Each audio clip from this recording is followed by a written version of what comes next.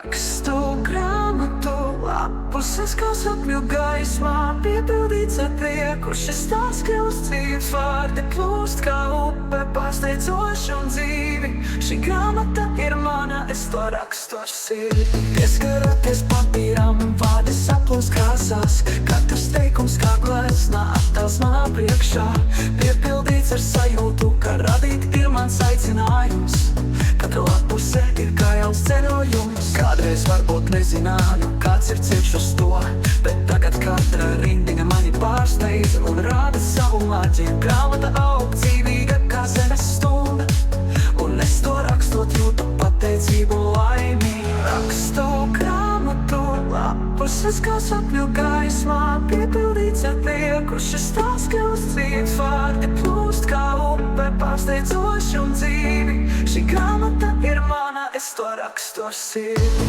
Pirmajiem burtiem līdz beigu vārdiem, katrs notikums dzīvo, un es to redzu skaidri. Šis darbs ir manā sirdī, es to turpinu rakstīt, kā pasaka, ko lasīt vēl un vēl tā mūžīgā gaisa. To grāmatu lapuses, kā sapņu glezna, piepildīts ar prieku. Šis stāsts kļūst dzīves, vārdi plūst kā upe, pārsteidzoši un dzīvi. Šī grāmata ir mana, es to rakstu ar sirdi. No pirmajiem burtiem līdz beigu vārdiem, katrs notikums dzīvo, un es to redzu skaidri. Šis darbs ir manā sirdī, es to turpinu rakstīt, kā pasaka, ko lasīt vēl un vēl tā mūžīgā gaisa. To grāmatu lapuses, kā sapņu glezna, piepildīts ar prieku. Šis stāsts kļūst dzīves, vārdi plūst kā upe, pārsteidzoši un dzīvi. Šī grāmata ir mana, es to rakstu ar sirdi. Kad grāmata būs pabeigta, un es varēšu atskatīties, zinu, ka katra lapuse būs atmiņā manā, piepildīt ar sajūtu, un esmu radījis. Šī grāmata ir mana.